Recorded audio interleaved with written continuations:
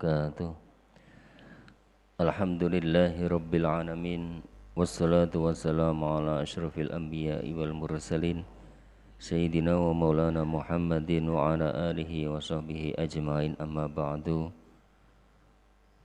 Para jamaah salat duhur ingkang kawula mulyakaken, alhamdulillah, bersyukur datang Allah Subhanahu wa taala di mana pada siang hari ini kita oleh Allah Subhanahu wa taala masih diberikan umur panjang, masih diberikan kesehatan oleh Allah Subhanahu wa taala, masih diberikan kenikmatan oleh Allah Subhanahu wa taala sehingga kita bisa melaksanakan ibadah pada siang hari ini, terutama di bulan suci Ramadan ini.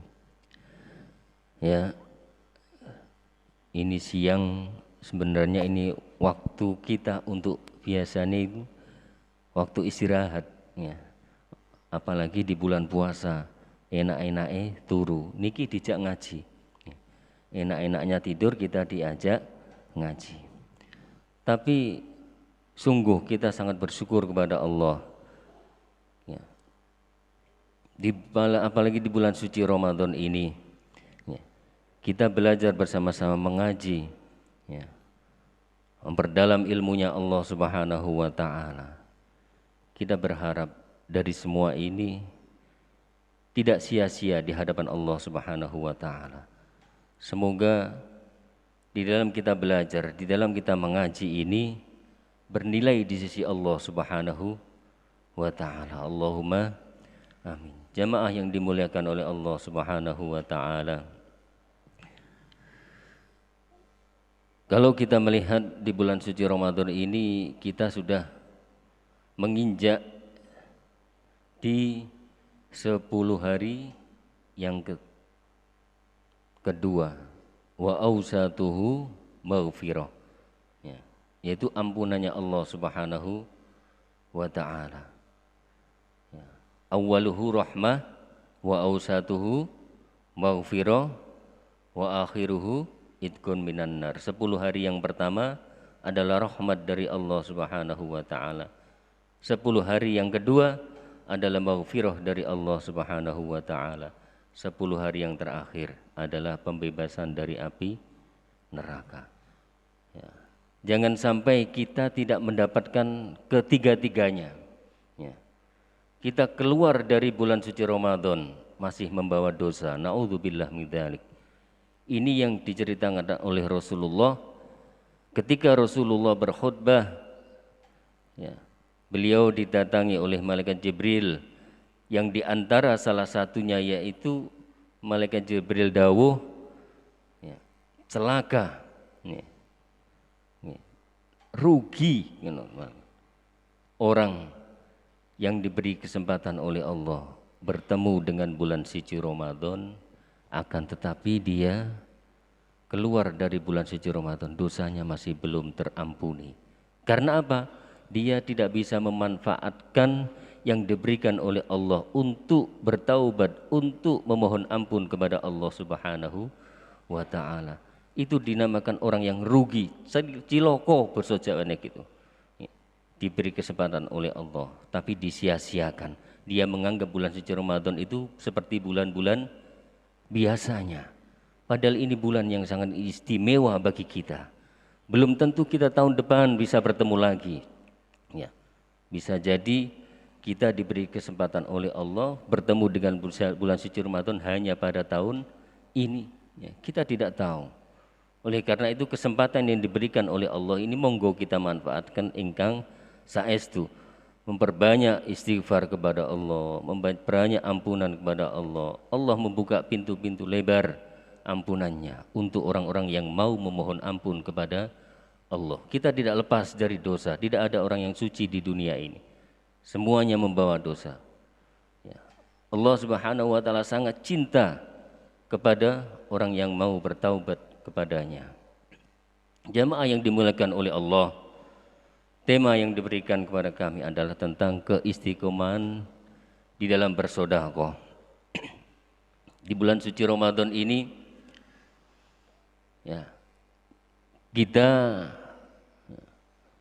yang mau ya, bersedekah ya, atau berinfak, kesempatan yang paling baik ya, kita manfaatkan untuk memperbanyak berinfak, bersedekah, apalagi di pagi hari. Ya. Di mana di pagi hari ya, itu Rasulullah Shallallahu Alaihi Wasallam mengendikan, tidaklah seseorang yang bangun di pagi hari lalu dia sholat qobliyah subuh, lalu dia sholat berjamaah sholat subuh ya. Tidaklah seseorang ya, yang menjumpai pagi hari ya, melihat aktivitas di pagi hari, kecuali ada malaikat, dua malaikat yang mendatangi, turun ke bumi, mendatangi orang-orang yang melihat pada waktu itu, melihat orang-orang pada waktu itu. Dan kedua malaikat ini berdoa, doanya apa? Allahumma a'ti munfiqon kholafa wa Allahumma a'ti mumsikan talafa. Kedua malaikat ini berdoa, yang satu doanya itu baik, yang kedua doanya itu tidak baik. Allahumma a'ti munfiqon kholafa, ya Allah berikanlah ganti orang yang mau berinfak di pagi hari ini. Monggo kita istiqomahkan. Ini doanya malaikat. Doanya malaikat pasti dijabah oleh Allah. Karena tidak pernah membantah perintah Allah dan tidak pernah melakukan dosa kepada Allah. Doanya malaikat itu. Di setiap pagi hari ada dua malaikat yang turun kepada kita dan melihat tingkah laku kita di pagi hari itu. Doanya malaikat itu, Allahumma a'ti munfiqon kholafa wa Allahumma a'ti mumsikan talafa. Ya Allah, berikanlah ganti orang yang berinfak di pagi hari ini.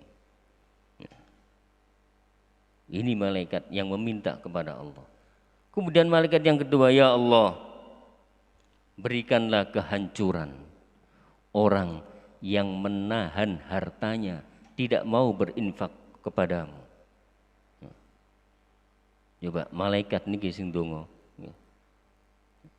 Jadi di pagi hari monggo kita istiqomahkan. Apalagi ya, biasanya kalau saya datang ke tempat-tempat apa namanya itu dulu waktu belum ada Covid kan pindah ke orang itu, biasanya saya beri pesan kepada ibu-ibu atau bapak yang sedang sakit, kepada keluarganya, ibu panjenengan kepingin waras keluarga nipun, jenengan pinjang pagi hari nyuwun dateng Gusti Allah, terus nyuwun dateng Gusti Allah kesembuhan dateng keluarga nipun, minta kesembuhan kepada Allah ya, dengan keluarganya yang sakit ya. Dengan apa? Setelah sholat subuh panjenengan medal keluar cari nasi, kalau tidak bisa cari nasi bungkus, kasihkan kepada tukang becak ya. Sedekah meskipun nilainya kecil ya, meskipun dia tidak bisa memberikan 10 bungkus atau 1 bungkus, kasihkan kepada tukang becak itu. Dan kita memohon kepada Allah ya, semoga Allah angkat penyakit keluarganya. Itu pasti dilihat oleh Allah dan didoakan oleh malaikat. Ya Allah, berikanlah ganti orang yang berinfak pada pagi hari ini. Ganti apa? Ada yang ganti berupa harta, ada yang diberi ganti oleh Allah berupa kesehatan keluarganya. Ini sudah banyak yang terbukti. Setiap saya bin roh ke orang, saya kasih pesan semacam itu. Ya, semoga Allah berikan kesembuhan keluarganya yang opname di sini ya. Dengan apa? Subuh kita keluar ya, di jalan ada orang yang jual apa, kita kasih dia ya. Dan kita berdoa kepada Allah, memohon kepada Allah, ya Allah dengan infak ini ya Allah ke orang tukang becak pasti senang. Ya, ya orang itu pagi-pagi belum dapat apa seperti becak itu pagi-pagi belum dapat tumpangan wis oleh sarapan. Niku atine seneng, nyenengno wong. Ini yang membuat Allah Subhanahu wa taala cinta terhadap orang tersebut. Ya. Dengan apa yang kita lakukan, Allah angkat penyakitnya, keluarganya yang sedang sakit.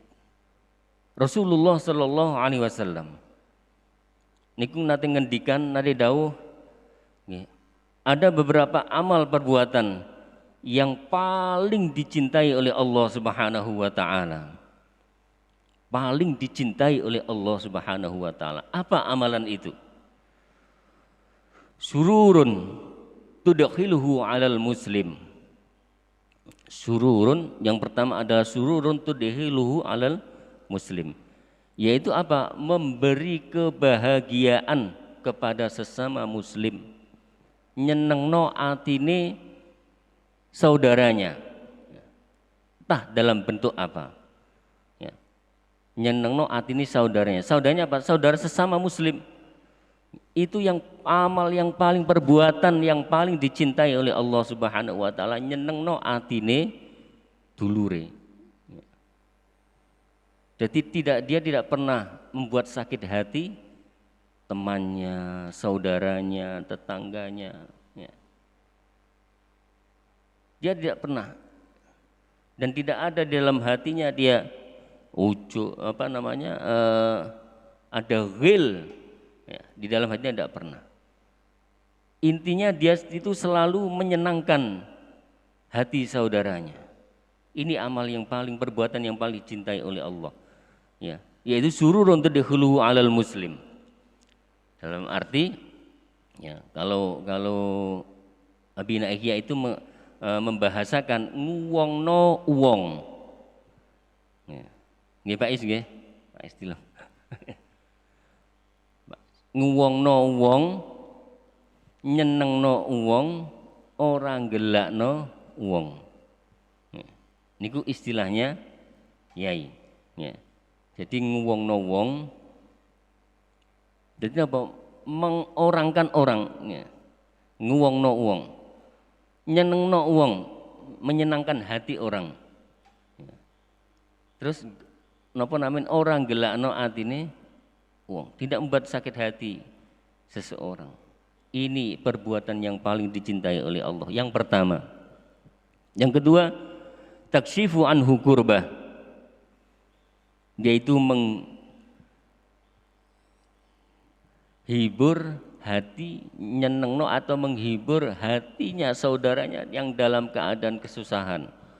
Ora tambah membuat beban saudaranya kesusahan, tapi malah piyambak itu nyenengno atine dulure yang pada saat itu kesusahan, disenengno atine, disenangkan. Ya.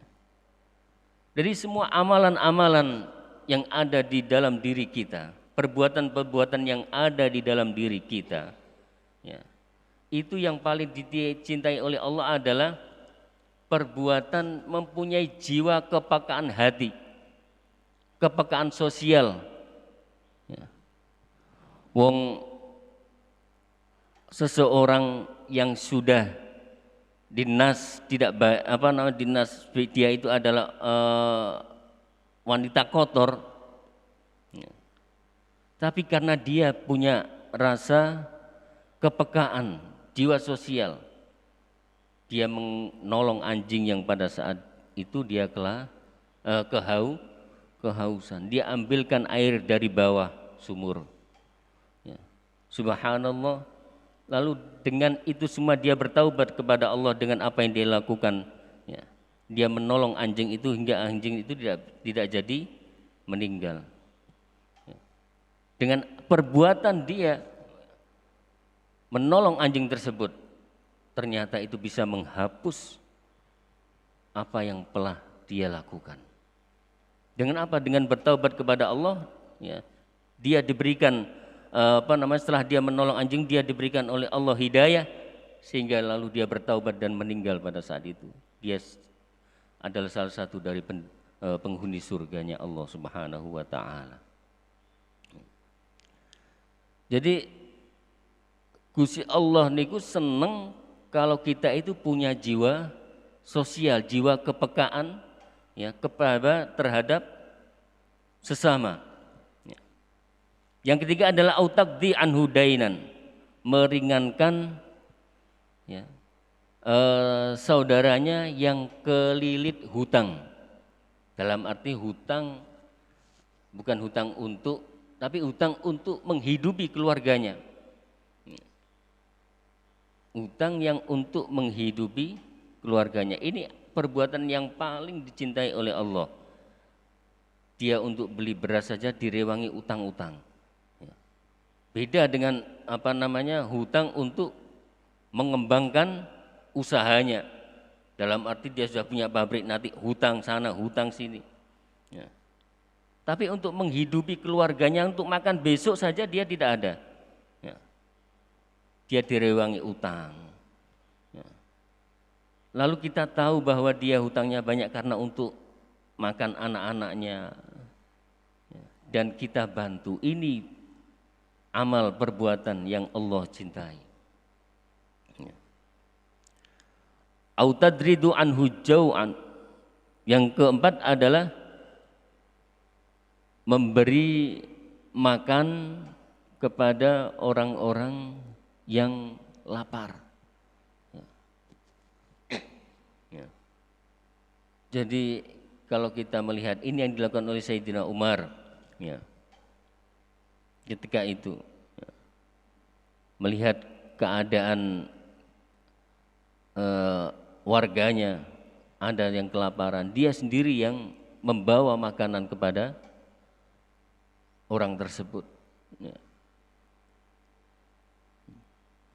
Jadi memberikan makan terhadap orang yang lapar. Ini amal perbuatan yang sangat dicintai oleh Allah Subhanahu wa ta'ala. Apalagi pas waktu kita berbulan puasa ini, memberikan takjil, ya, kita sebar takjil ke jalan atau untuk orang-orang yang berpuasa. Subhanallah. Allah berikan pahala seperti pahalanya orang yang puasa tersebut. Lalu Rasulullah melanjutkan wali anni amshi ma'a akhin fi hajah ahabbu ilayya min an i'tikaf fi hadzal masjid. Ya. Kemudian dilanjutkan oleh Rasulullah, saya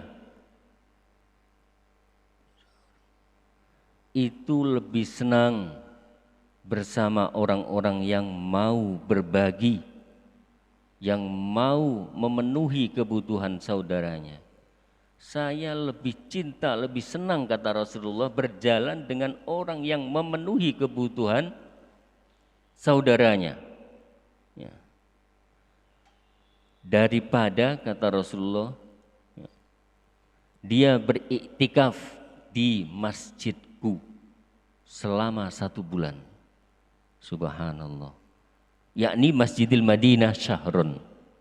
Bandingkan kita ya, iktikaf di masjid itu sudah pahalanya besar, apalagi di masjidnya Rasulullah di Madinah. Ini kata Rasulullah lebih cinta orang yang memenuhi kebutuhan saudaranya muslim yang waktu itu membutuhkan, daripada dia beriktikaf di masjidku, yaitu Masjid Nabawi. Ya, subhanallah. Ini keistimewaan sedekah sampai segitu. Dan yang perlu kita ketahui diantaranya adalah ya, apabila kita menyepelekan sedekah, ya, kita anggap ya, kita lebih memegang harta yang kita miliki daripada kita lepas. Ya. Kata Abu, ya swarga iku ora gratis. Ya. Swarga niku mboten gratis, kata Abu Yazid Muhammad. Al jannatu ma balas. Swarga iku ora gratis. Perlu adanya pengorbanan dan perjuangan. Yang perlu kita ketahui hingga diabadikan oleh Allah Subhanahu wa taala di dalam Al-Qur'an. Ya. Yang sangat membuat menyesal, yaitu penduduk atau ahli kubur, hingga dia ingin dikembalikan ke dunia. Yang Allah Subhanahu wa taala berfirman, A'udzu billahi minasyaitonir rajim, wa anfiqu mimma razaqnakum min qabli ayyatiya ahadakumul maut fayaqulu rabbi laula akhartani ila ajalin qarib fa asaddaqa wa akum minas solihin. Allah Subhanahu wa taala berfirman, dan infakkanlah sebagian dari apa yang telah kami berikan kepadamu sebelum kematian datang kepada salah seorang di antara kamu. Lalu dia berkata, menyesali, ya Tuhanku, sekira engkau berkenan menunda kematianku sedikit waktu lagi, maka aku akan bersedekah, dan aku termasuk orang-orang yang soleh. Ini penyesalan ahli kubur. Berjuta-juta manusia yang ada di dalam kubur itu menyesali, ya, minta dikembalikan kepada Allah Subhanahu wa taala agar dia kembali ke dunia dan berinfak. Fa asaddaqa. Al-Qur'an niki yang ngendikan, ya. Terus kalau sudah begitu, apakah Allah Subhanahu wa taala akan mengembalikan? Tidak. Hanya tinggal penyesalan. Hanya tinggal penyesalan. Ya Allah. Di dalam hadis Rasulullah ngendikan, innas shadaqah la tudfi'u ghadabi rabbi. Nek kita kepengin Gusti Allah niku mboten benci kalih kita. Nggih. Mboten apa namine? Mboten marah dateng kita. Kayak Nabi nguwai cara innas shadaqah la tudfi'u ghadabi rabbi. Sedekah itu bisa meredam kemarahannya Allah Subhanahu wa taala.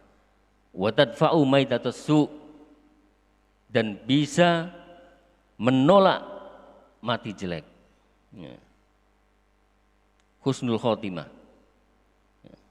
Itu dengan sedekah. Subhanallah. Jangan sampai kita termasuk orang-orang yang menyesal nanti di alam kubur kita. Ya. Jangan apa, ya Allah kembalikan saya ke dalam ke dunia lagi biar saya bisa berinfak, ya. Tapi tidak ada gunanya. Di dalam surat At-Takatsur, ya, Allah Subhanahu wa taala juga sudah mengingatkan, ya, kepada kita, kepada hambanya, alhaakumut takatsur, ya, bermegah-megahan telah melalaikan kalian, hatta zurtumul maqabir, sehingga kamu masuk ke dalam kubur. Ya. Ya. Jadi kita itu akan memikirkan bahwa kita seakan-akan kalau membeli sesuatu koyok-koyok kita niki urip selama-lamanya di dunia. Ya.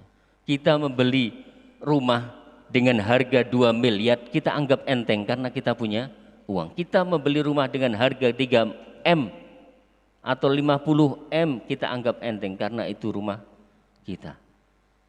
Yang perlu kita pikirkan, apakah kita akan menempati rumah itu selama-lamanya? Paling mentok kalau kita kasih umur oleh Allah hidup sampai 60 tahun, berarti 20 tahun lagi. Berarti kita seakan-akan cuma menyewa.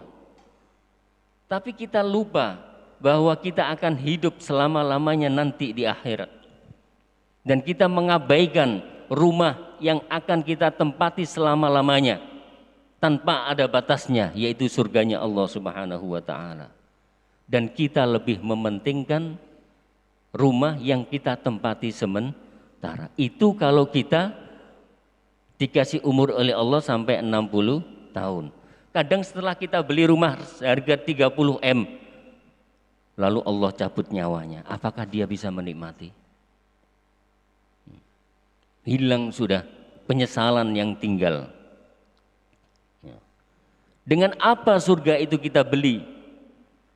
Yaitu dengan berinfak, dengan bersedekah. Kita merasa bahwa itu kadang-kadang hati kita, hati kecil kita, ya, itu merasa bahwa ada rasa iman, koyok-koyok ngono kita infakkan saumpama ya untuk Masjid Darul Maghfirah. Itu kita infak 100.000 itu seakan-akan sudah banyak. Wah, sedekah nang Masjid Darul Maghfirah 100.000. Itu koyok-koyok ngoten sedekah diweling-eling sampai saulan. Weling-eling ya, diingat-ingat 100.000 tok lho diingat-ingat. Ya. 100.000. Padahal itu untuk membeli surganya Allah Subhanahu wa taala 100.000.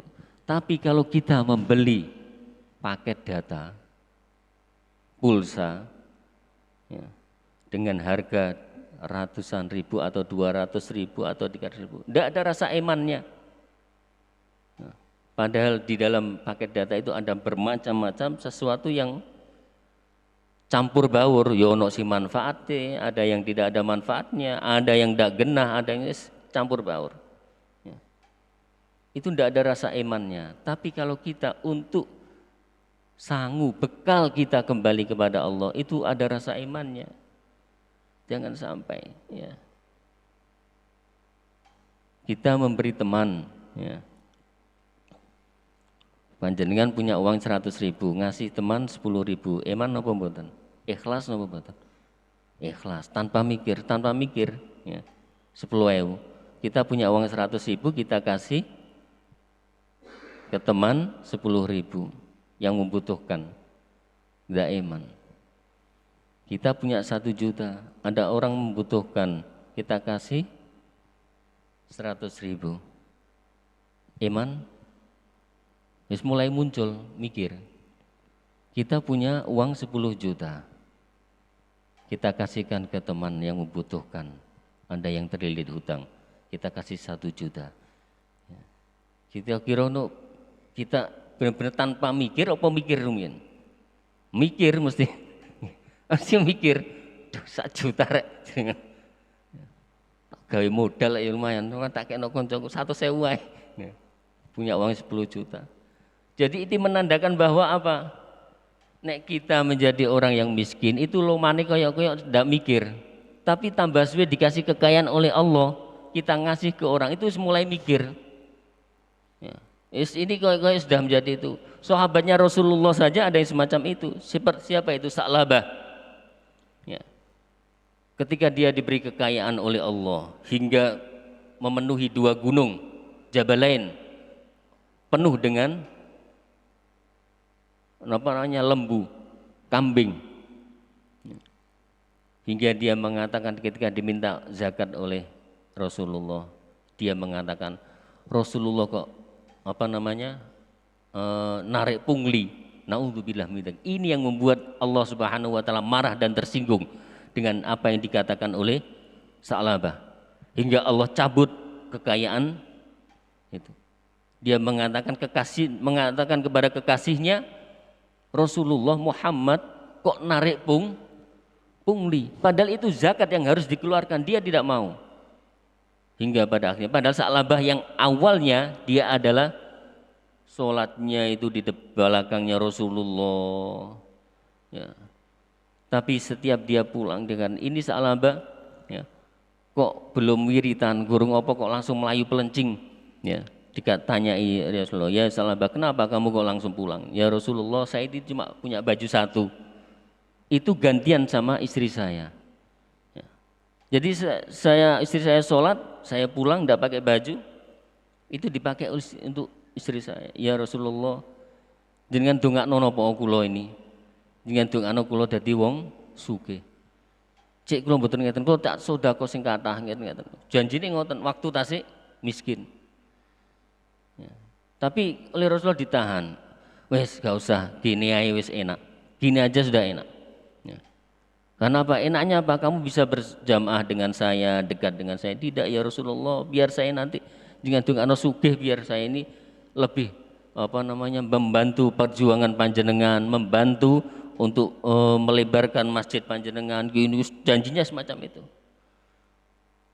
Sampai 3 kali baru Rasulullah mendoakan. Ya wis tak dongakno, saya doakan. Didoakan oleh Rasulullah agar Allah memberikan kekayaan kepada Sa'labah. Betul, dikasih kekayaan yang akhirnya kekayaan cuma segini-segini sampai triliunan kekayaannya Sa'labah, hingga dia lebih membuat rumah itu tidak di dekat Masjid Nabawi tapi lebih jauh lagi.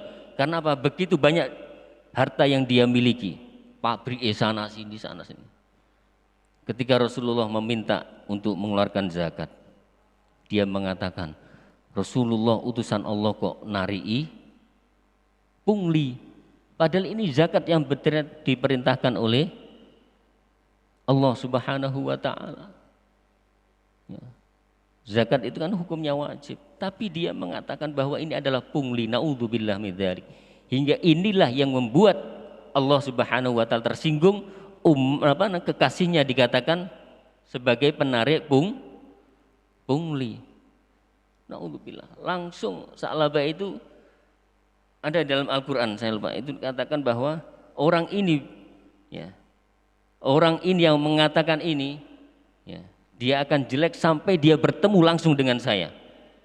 Ini yang Allah katakan kepada Sa'labah. Karena apa? Dia sudah mengatakan salah ngomong, mengatakan bahwa Rasulullah Muhammad telah narik pungli. Ya. Hingga Allah Subhanahu wa taala, orang ini besok akan bertemu saya langsung. Itu diabadikan dalam Al-Qur'an.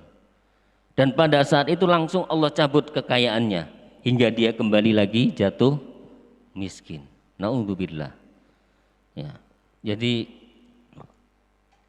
ada yang mengatakan itu gini, enak gak duwe ae ngekekno piro ae wis.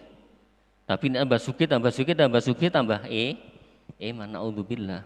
Jangan sampai. Semoga sedikit yang bisa sampaikan ada guna dan manfaatnya. Ya. Khususnya bagi diri saya pribadi, marilah bersama-sama kita belajar istiqomah, bersedekah kepada Allah Subhanahu wa taala. Kita niatkan sedekah yang kita berikan kepada saudara kita yang kurang mampu. Kita niatkan untuk ahli kubur kita, disampaikan oleh Allah pahalanya. Ya. Dan pahala itu tidak mengurangi pahala yang kita keluarkan untuk bersedekah. Kita niatkan untuk ibu kita yang sudah meninggal, kita niatkan untuk saudara kita yang sudah meninggal. Ya. Jadi biar yang meninggal itu juga mendapatkan pahala yang kita sedekahkan itu. Barangkali ada yang perlu ditanyakan, monggo. Assalamualaikum warahmatullahi wabarakatuh. Mungkin ini ada beberapa pertanyaan, gak apa-apa Pak Ustadz ya. Yang pertama itu yang mau saya tanyakan, biasanya kan kalau infak di setiap wilayah kan ada panitianya gitu kan ya. Nah, semisal kita infakkan dengan niat memberi saudara sendiri, apakah diperkenankan dan apa ada niat khususnya gitu? Itu yang pertama. Terus yang kedua, semisal kita sedekah, sedangkan kita ini tahu si target ini semisal di circle keluarga kita ini ada pemabuk. Kita tahu dia butuh uang, tapi dia ini gemar mabuk. Nah, kita takutnya kalau kita beri uang nanti dia malah mabuk terus gitu. Nah, apakah lebih baik nggak usah dikasih, ataukah tetap kita ngasih dapat pahala sedekahnya tapi malah dibuat keburukan? Mungkin itu. Atur nuhun. Yang pertama diniatkan untuk saudara. Jadi yang baru saja saya terangkan tadi, infak yang kita keluarkan, ya, infak yang kita keluarkan dan kita niatkan untuk saudara sendiri, dan saudara sendiri yang sudah meninggal atau masih hidup, diniatkan, ya, tidak apa-apa. Ya. Jadi saudara panjenengan itu juga dapat pahala, panjenengan juga dapat pahalanya. Monggo, tidak apa-apa. Jadi kita sedekah, ya, dalam arti ke masjid Darul Maghfirah 100.000, ya Allah, ini sedekah, saya niatkan untuk ibu saya. Ya, meskipun ibunya masih hidup, sampai Allah sampaikan kepada ibunya yang meskipun masih hidup, tidak apa-apa, monggo. Seperti tadi, ya.